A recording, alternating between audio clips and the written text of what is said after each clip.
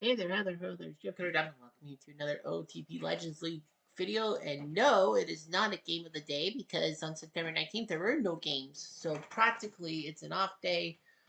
There will be PCB Play baseball coverage today in place of it, and then tomorrow we'll start close to the what we got the pennant chase. We're looking at stats. We're looking at the teams that have clinched a playoff spot, and like what challenges they may be facing and all that. Meanwhile, the American League batting title could go to the 93 Toronto Blue Jays' John Olerud. Even though the Jays suck and are at 43%, they still have the batting guy. And John Olerud, of course, if it's 362, it'll be ironic. If he just gets one more point on his batting average, that's 363, and then that's what he batted to win the batting title in 1993 in the first place. Kind of creepy. Nevertheless, Rod Carew of the Twins, who got injured early last season, he's made a big comeback. He's definitely come back player of the year because of his injury, and he was the All-Star Game MVP with a 359. Ty Cobb, of course, you know all his batting now is 346. Home runs, Mark McGwire, despite missing a month and a half of an injury, he is crushing the AL by 6 in the home run race. Frank Howard, former Texas home run king, well, he was known for his early days with the LA Dodgers and then the Washington Senators, which became the Texas Rangers. He has 50. Manram has 47 for Cleveland. RBIs, Hank Greenberg, Hammer and Hank, 150 RBIs. He's looking pretty good to win the RBI race. Frank Howard and Manram are second and third, respectively. So Howard and Ramirez are in the top 3 and 2/3 of the things. So they might be our MVP candidates. Stolen bases, Kenny Lofton of Cleveland Legends, 86. Amazing. He's even better than Ricky Henderson. Ricky Henderson's like the freaking GOAT. 71 for Oakland. Ty Cobb is 68. Well, Ty Cobb is also a GOAT. Lofton, meh, whatever. OPS, that means on base plus slugging. Babe Ruth and Mark McGwire are using their slugging to their advantage. Babe Ruth with a 1086. McGwire second 1.06. And a general 1056.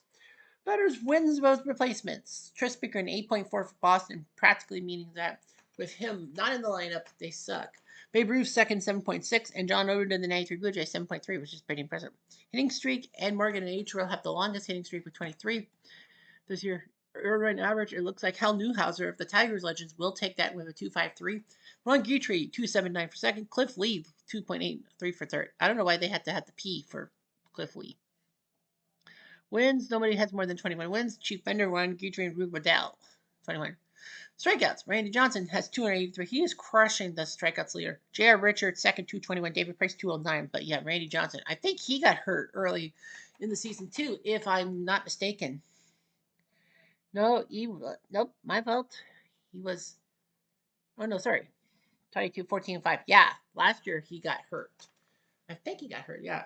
Saves Pavel Bond of Boston's Legends with 43. Percival of Anaheim with 41. And White Wilhelm with 40. Pitcher win above replacements, Randy Johnson 8.1, Rube Waddell 7.7, Cliff Lee 7.2. Without those pitchers, they wouldn't set. Ron Guthrie does have a 16-game winning streak. The National League. Roger Hornsby, the Raja, leads the batting average with 37. Babe Herman of the Dodgers. I think he's kind of a outsider. I mean, I don't think he was much of a hitter in the 1930s, was he? But at 33. Robin Yount of the 82 Brewers has jumped up to third at 329, despite the fact that that team really sucks. 104 losses. But yeah, Robin Yount is an icon. Slam and Sammy Sosa leads by 6 in the home run race with 52 for the Cubs.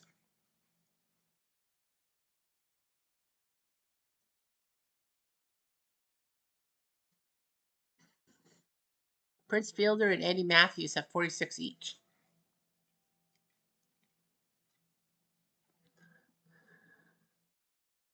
RBIs, Eddie Matthews leads that with 131. Slam and Sammy 123, Walker 122.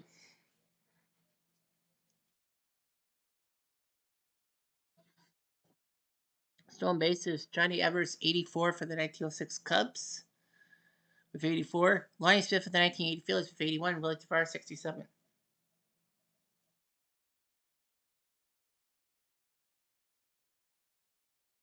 OPS, Eddie Matthews 1034. Todd Helton second 1019 and Agon 983. Wins above replacement, Eddie Matthews 6.6. McCutch 6.5. Todd Hilton 6.3. So yeah, the hitting streak lefty O'Toole had a 27 game one. Earned run average the 1906 Cubs, despite the fact that they're 3 games above 500 and have the top two pitchers, Pfister and Harrison by ERA. Andy Benz 2.52. PV with 21 wins. He leads all of San Diego. San Diego. Chrissy Maxson and Andy Bennett. Strikeouts. Dwight Gooden 214. Steven Strasburg's got 205. He's chasing in that mark. And Hideo Nomo has 201 for the Dodgers Legends. So yeah. Got that. Rob Dibble 45 saves for the Reds Legends. John Wetland 44. Skip Lockwood 40. Wins the replacement for pitcher. Bob Gibson number 1. Chrissy Maxson number 2. Dwight Gooden number 3. So you got all that. So I'll show the leaderboards. The pennant chase, we'll show you the pennant chase later. Let's go to the expanded standings. Boston is up by 10 over New York. That's the division with 9 games left. That's it. No catching. The Orioles are third. So the Red Sox will be number 1 in the division. Yankees number 2. Baltimore number 3. Guaranteed. The biggest Pythagorean plus minus is the 93 Blue Jays, who has the plus 10.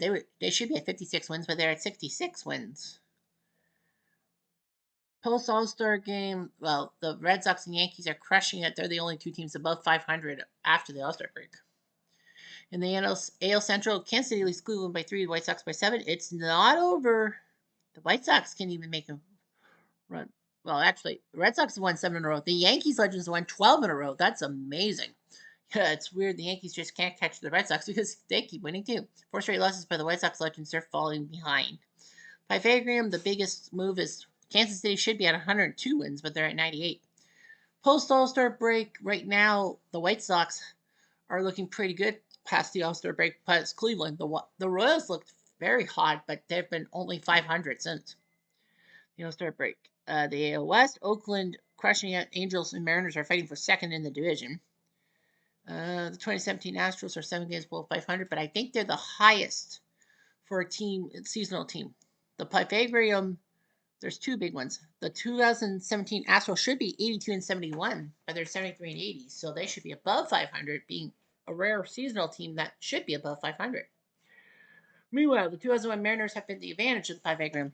They should be at 50 wins, but they're at 57 wins. Post All-Star break, the 3 teams, Oakland, Anaheim, and Seattle. The 2011 Rangers haven't been that bad. They are 500 since the All-Star break. AL North, the Tigers are crushing it. Twins and Jays are fighting for second in that division. Pythagorean right now, 1920 Cleveland has the best advantage. Should be at 50 wins, but they're at 57. Whereas both Detroit and Minnesota should be 6 games better by Pythagorean. Post All-Star game, every team, the 27 Yankees are supposedly pretty good. But TLTL, AL South, Texas, and Houston are fighting. They're tied, literally. Tampa actually is 3rd right now. And Tampa still has a shot, an outside chance. Pythagorean right now would have Texas crushing it by 4. Post All-Star break, Texas, Houston, and Tampa have all done well. The other 3 teams have done shit. So you got 300 lost teams in the same division. Yikes. In the AL. Well, there's 2 in the AL Central and then 1 in the AL East. The AL West could still have a team with 100 losses. The 2001 Mariners have to win 6 of their 9 games. And so are the 1920 Indians to prove everyone less than 100. The AL East, the Mets lead the Phillies by 3.5. The Phillies do have a double dip in Colorado to face the 2007 Rockies.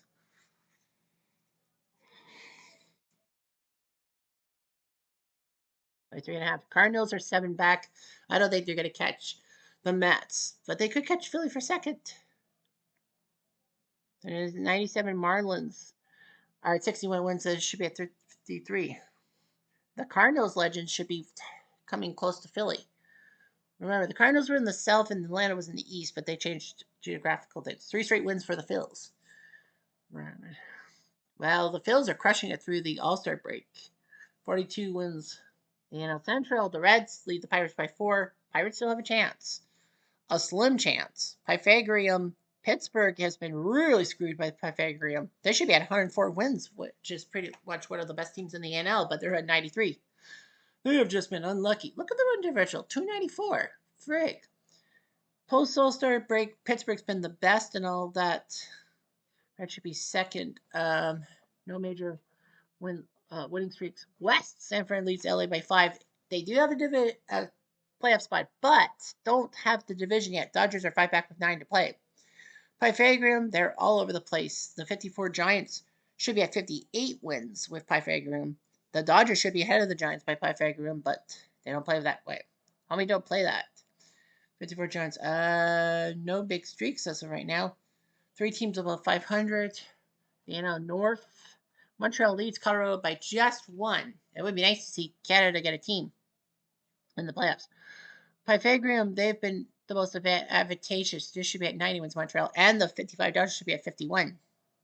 Winning streak, well, Colorado's won 3 in a row to catch Montreal to be 1 back. Post All-Star break, yeah, it's just those 2 teams, Montreal and Colorado doing well. And the South, Atlanta leads the Marlins by 6 and the Padres by 12. -9 for the Padres. The Padres are at 102.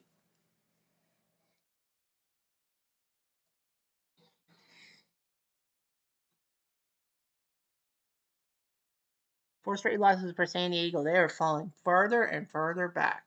Post All-Star break, well, the Braves look good. Okay, by sub-league. The Yankees are the 3rd best team in the American League, but the problem is they are not going to. They can't be top 3 if they make the playoffs. They have to be 6 at best. Yeah, because Boston's in their own division. It was like, yeek. Magic number is Boston, Oakland, and Detroit are all in the playoffs. Of course, the magic number is to clinch the division. So, yeah. The American League has 6 teams below 500. Teams like the 1970 Orioles. So, we know the 2017 Astros, 2017 Yankees, 2011 Rangers, 93 Blue Jays, and 70 Orioles cannot have 100-loss seasons, which is pretty good.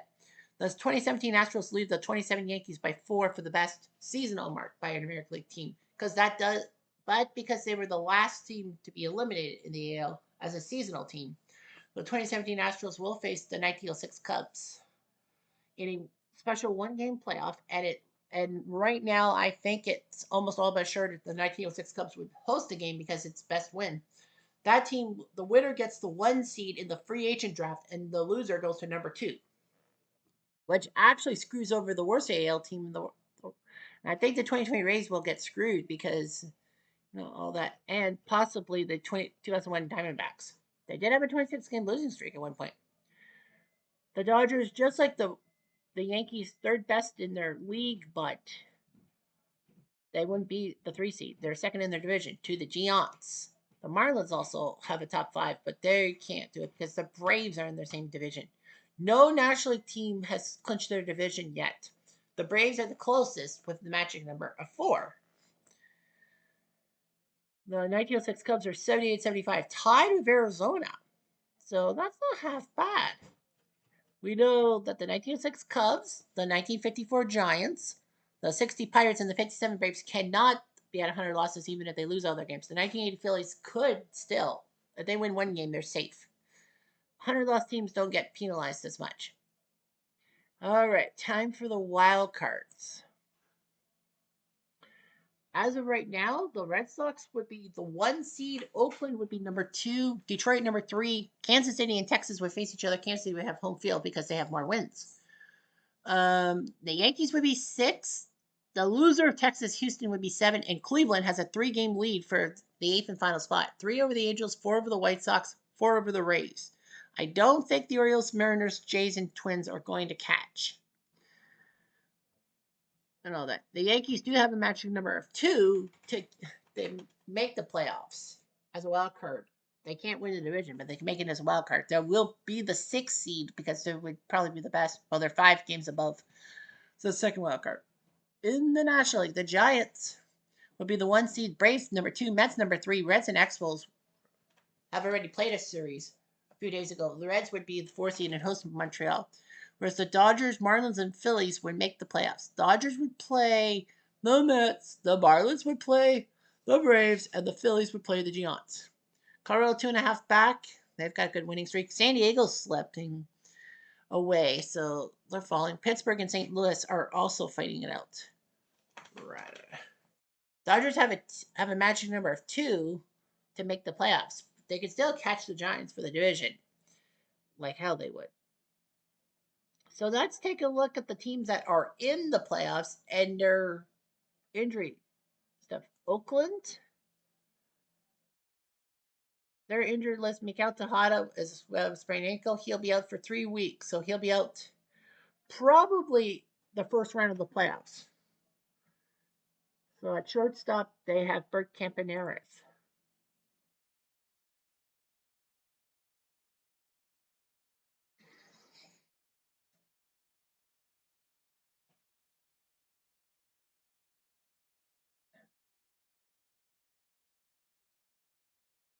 Detroit, their injury list, they don't have any injuries, which is great. Detroit does not have injuries. They had Trammell and Whitaker hurt at points last year, but yeah, the Tigers are clean.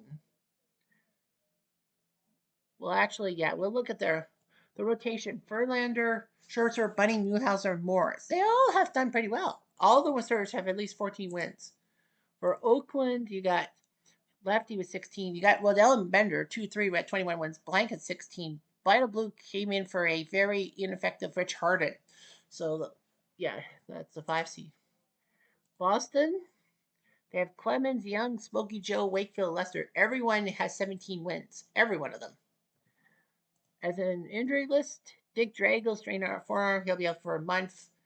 That is actually not the best for the bullpen. They do have a decent bullpen with like Okajima and Lowe being the main guys, but that could be big. The Giants organization was for the injury list. Robbie Thompson will be out a month, so he'll be out till maybe round 3. He was doing well as a second baseman before he got hurt, so Stanky, the only true second baseman, will have to come in. Barry Bonds is out till February with a torn labrum. He had 19 home runs in 63 games. I think he would be close to the 40 home runs he hit last year. That's a brutal loss for the Giants. But Cepeda and Bobby Thompson and Monte Irvin, for that matter, are serviceable replacements. So the Giants are not really in a bad spot, although Thompson's now ahead of Cepeda for some reason. Every starter has at least 15 wins. Mathewson, Maricel Schmidt, Hubble, and Lincecum.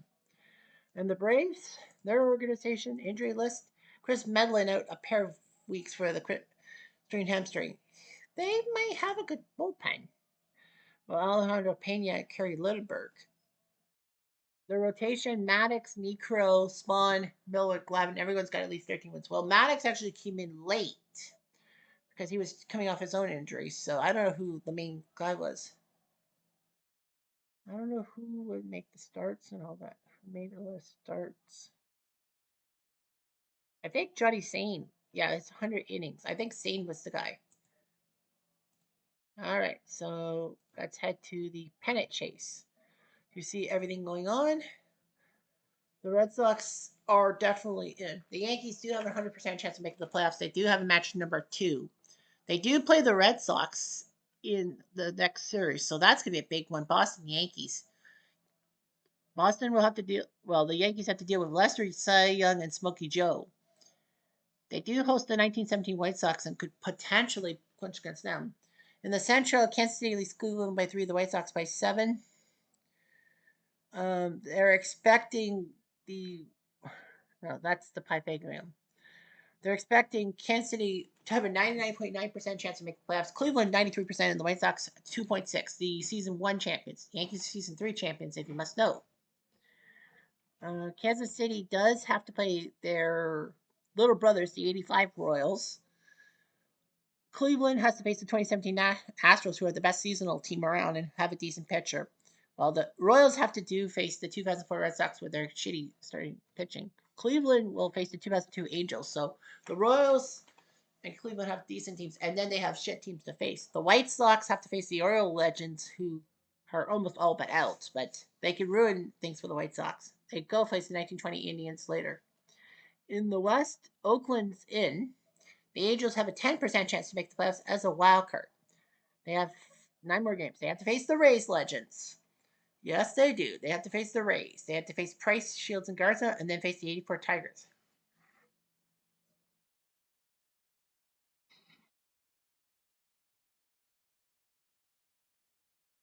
And in the North, Toronto's got a 0.0% chance. I mean, they do have to face the Twins. They could ruin it for the Twins. They face their 93 counterparts. And in the South, Texas and Houston are coming in close. Question on my mind is who's got the division? I don't know. Tampa does have a 2% chance. Texas faces the 04 Red Sox, so Texas has the best chance because you got some pitching problems. Houston has to face the 2001 Mariners, but they've also got some decent pitching problems. And then Texas goes to Tampa for a divisional matchup. And Houston will face their 2017 counterparts in Houston. So the wild card looks like it's going to practically be the Yankees, Rangers, and Astros. Cleveland still has a chance, 93% chance. Well, Rangers and Astros. So it's almost like an ask of the Angels and all that. The White Sox have fallen 4 straight games. In the East, the Mets lead the Phillies by 3.5, Cardinals by 7. Mets have a 99.8% chance to make the playoffs. Phillies have an 82% chance. The season 3 runners up. Well, Oakland, the season 3 champions. 2 season 1. And St. Louis, the season 2 runners up, have a 9% chance to make the playoffs. The Mets have to face the Padres legends with PB, Latos, and Hurst. That actually might be a chore. Then they go to Miami to face the Marlins for 3. Philly has to go to Montreal, face Strasburg, Dennis, and Gio, and then they face the 2007 Rockies in a 4-game set. Yeah, they got to play the 2007 Rockies at home and then go to Colorado because of the whole situation. And I think they are going to change the timing, right? 107, 105 for. Oh no, they'll have time. I think they might change the 2007 Rockies game to 9:35 Eastern time because of the thing. But I think they'll be fine. Yeah, the Phillies have to play the 2007 Rockies 4 times.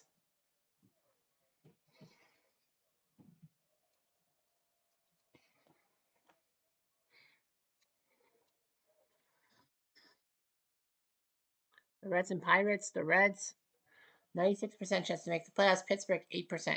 Well, they face the 2007 Rockies, but they're hitting, and then they host the Dodgers, so the Reds have trouble.